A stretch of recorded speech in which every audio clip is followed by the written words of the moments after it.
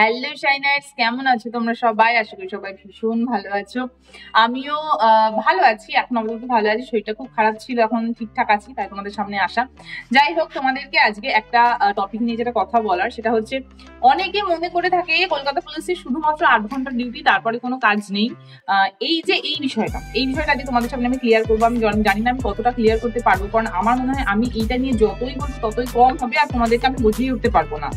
আর actually বোঝানো পসিবলও নয়, কারণ যে এই প্ল্যাটফর্মে থাকবে না তাকে এই বিষয়টা নিয়ে বোঝানোটা বেকার, কারণ প্র্যাকটিক্যালি না বুঝলে সেটা হয় না। আমিও বুঝতাম না, কারণ আমিও যখন এখানে আসার আগে বুঝতাম যে এই তোদের কি ব্যাপারটা, তোদের কিরকম ম্যানেজ সিস্টেমটা আবার কিরকম, তো ওরাও বলতো যে তুই আয় বুঝতে পারবি। তো সত্যি তাই, আমি ওখানে থেকে বুঝতাম না, এখন বুঝতে পারি। তোমাদেরকে আমি এইটুকুনি কথা তোমাদের একটু বোঝাতে চাই, সেটা হচ্ছে যারা মনে করে থাকো যে এখানে শুধুমাত্র ওই 8 ঘন্টা ডিউটি, এটা কিন্তু ভুল। এই police life, military life, army life, সমস্ত কিছুতে কিন্তু আমরা 24/7 এর জন্য এঙ্গেজ থাকি। আমরা কিন্তু যখন গিয়ার ফর্মটা ফিল আপ করি, তখন ওই 6 বা 7 নাম্বার কলমটাই কিন্তু আমার লেখা থাকে, মানে আমরা কিন্তু 24/7 এর জন্য এঙ্গেজড। এমনও হয় যে কলকাতা পুলিশে এমন কিছু ছুটি আছে, যে ছুটি থেকে তোমাকে যখন ছুটি রান করছো, সেই ছুটির মধ্যে থেকে তোমাকে তুলে এনে ডিউটি করতে পারে।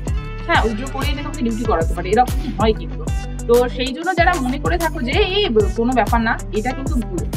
এইবার কি হয়েছে ব্যাপারটা, ধরো তুমি 8 ঘন্টা ডিউটির কথা যেটা বলছো, ধরো তোমার সকাল 10টা থেকে ডিউটি হলো, 10টা থেকে 4টে পর্যন্ত তুমি ডিউটি করলে, 4টের পরে যে তুমি বাড়ি চলে আসতে পারবে এরকম কোনো ব্যাপার না। 4টের পরে তোমাকে ওখানে থাকতে হবে, তোমাকে ব্যারাকে থাকতে হবে, কারণ নেক্সট যদি কোনো প্রবলেম হয় তাহলে তোমাকে যেতে হবে। এইবার ম্যানেজটা কিরকম হয়, ধরো 4টের পরে অন্য আর একজন তোমার পরিবর্তে আসবে, বা তোমার ফোর্স কেউ একজন আসবে, যে তোমার জায়গায় তুমি ব্যারাকে থাকার বদলে সে এসে ব্যারাকে থাকবে, তুমি সেইটুকু টাইম বাড়ি আসতে পারবে, এইরকম ভাবে হয়। কিন্তু এমনটা নয় যে তুমি 8 ঘন্টায় ডিউটি, কারণ ধরো 10টা থেকে 4টে পর্যন্ত ডিউটি, ধরো 3টের সময় সেই সিটসে তুমি সেখানে প্রেজেন্ট আছো, সেই সেম স্পটে কোনো একটা প্রবলেম থেকে গেল, কথার কথা। সেইখানে তাহলে কি হলো, ডিউটিটা কে করছিল? তুমি করছিল। তাহলে সেই ডিউটিটা যখন মানে আরো বাড়বে, তখন কে করবে? তুমি করবে। আর 3টে থেকে বেড়ে হয়তো হয়ে গেল 6টা।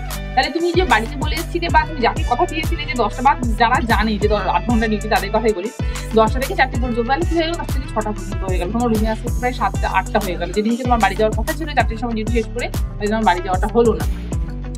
এরকম ভাবে কিন্তু অনেক প্রবলেম থাকে। তাহলে মানে যারা এটা ভাবো না যে, আবার এটাও হয় শর্ট ডিউটিও হয়, ধরো কোনো একটা মিছিল এরকম কোনো ব্যাপার থাকে, ধরো 11টা থেকে মিছিলটা হওয়ার কথা হয়, এবার নর্মাল সেগুলোতে 1টা 1:30 বা 2টোর মধ্যে মিটে চলে যায়, এরকম হয়, 2-3 ঘন্টাও হয়।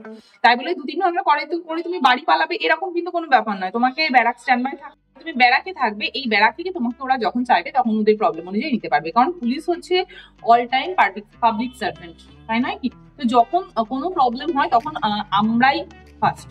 তো আমরা যদি বাড়িতে থাকি তাহলে কিন্তু সেটা হয় না। তো এই ম্যানেজ সিস্টেমটা তোমাদেরকে আশা করি বোঝাতে পারলাম, যে নেক্সট কোনো একটা আসলে তবেই আমরা রিলিজ পাই, তাছাড়া কিন্তু হয় না। আর তুমি যে মনে করছো অল টাইম যে তুমি তোমার পরেই কোর্স আসবে, তুমি রিলিজ পেয়ে যাবে, এটাও কিন্তু ভুল। তো সেই জন্য যাদের এই ভাবনাগুলো থাকে, তারা একটু নিজেকে সংযত করো, আর এই বলাগুলো একটু বন্ধ করো যে হ্যাঁ 8 ঘন্টা ডিউটি, তারপরে তো আর কিছু নেই, তারপরে তো বাড়ি চলে আসতে হয়। বা এরকম অনেকে বলে থাকে, আমার পাশে কলকাতা পুলিশে একজন চাকরি করে, তাকে তো দেখি অল টাইম বাড়িতেই থাকে, তাকে ডিউটিই করতে না। অ্যাকচুয়ালি ভুল। হয়তো যখন তুমি দেখো তখন উনি বাড়িতে থাকে, তাহলে তুমি কি সবসময় দিকে তাকিয়ে বসে থাকো? এরকম তো কখন হতে পারে না। আরে তাকে সরকার বেতন দেয় ভাই, তাকে সরকার তো নিজে কাজ করাবে। একটা সরকার একজন গভর্নমেন্ট এমপ্লয়িকে কেন গভর্নমেন্ট বসিয়ে খাওয়াবে, এইটা রিজনটা তো তুমি দেখো। তুমি লিটারেট পার্সন, তুমি অন্তত এটার ব্যাখ্যাটা দাও না, যে আমি একটা গভর্নমেন্ট, কেন গভর্নমেন্ট বসিয়ে খাওয়াবে ভাই? আমাকে বাড়ি ছাড়তে পারে, বাট আমাকে মানে হোল লাইফের জন্য বাড়িতে থাকো, তোমাকে আমি স্যালারিতে মানে স্যালারি অ্যাকাউন্টে স্যালারি ঢুকিয়ে দিচ্ছি, এটা তুলতে পারে না না। তো একটু ভেবে কথা বলো, একটু ভেবে কথা বলো, ভাবনাগুলো সঠিক করো। কারণ আমরা যারা এই ডিপার্টমেন্টে রয়েছি, বিশ্বাস করো অনেকটা পরিশ্রম হয়, মাঝে মাঝে মাথার উপরে ছাদ থাকে না, ঠাঁই রোদে আমাদের যে মাঝে মাঝে যে মিটিং বা মিছিলগুলো হয়ে থাকে, মিছিলগুলোর কথাগুলোই বলছি, ঠাঁই রোদে আমাদের কিছু মেয়েকে যারা কলকাতা রাস্তায় চলবে দেখতে পাবে, ঠাঁই দাঁড়িয়ে রয়েছে রোদের মধ্যে, যেখানে কিছু মানুষ বা ট্রাফিকে যারা থাকে তারা কতটা পরিশ্রম করে। তো তাদের সামনে যখন তুমি এই কথাগুলো বলবে, সত্যি একটু খারাপ লাগে, হয়তো বুঝিয়ে উঠতে পারে না, কিন্তু খারাপ লাগে। তো এটাই বলবো, নিজের কথাগুলো সংযত করো, অন্যকে খারাপ লাগিয়ে কোনো লাভ নেই, কারণ ডিউটি প্রত্যেকেই করতে হবে। যারা এই লাইফে আসতে চাইছে তাদের কথা আমি অন্তত বলছি, অত ভয় পাওয়ার কিছু নেই, ডিউটি তোমাকে করতেই হবে। আর মানুষের ভালো থাকার একটা প্রধান হচ্ছে, সামনে যেটা হবে সেটাকে আমাকে হাসি মুখে মেনে নিতে হবে, তবেই লাইফ সুন্দর। যখনই আমি সেটা নিয়ে ভাঙতে পারবো, ঘাটতে যাবো, তখনই সে বিষয়টা মানে একাকার হয়ে যাবে। সেই জন্য অত কিছু না ভেবে খুব ভালো করে পড়াশোনা করে এই লাইফে আসো। বিশেষ করে সামনে এই ওবিসি কেসটার জন্য এই ডেটটা আরো পিছিয়ে যাচ্ছে বা গভর্নমেন্ট করতে পারছে না। নইলে আমি ডেটটা তোমাদেরকে আমি যতটা জানবো তোমাদের কাছে জানিয়ে দেওয়ার চেষ্টা করতাম, হয়তো জানিয়ে দেবো সামনে। কিন্তু সেসব না ভেবে এটা মনে রাখো, যত দিন বাড়বে তত কিন্তু কম্পিটিটর বাড়বে, কম্পিটিশন বাড়বে।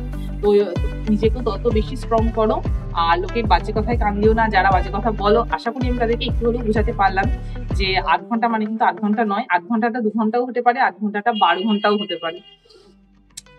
যাই হোক, সব চাকরি ভালো, কোনো চাকরি খারাপ নয়, কোনো চাকরি খুব ভালো নয়। তো সবাইকে টাটা, সুস্থ রেখো, ভালো থেকো, বাবা মাকে ভালো রেখো, আর নিজেকে সুস্থ রেখো। নিজেকে সুস্থ রাখো তবেই দুনিয়া সুস্থ থাকবে। নেক্সট কোনো ভিডিওতে কথা হবে।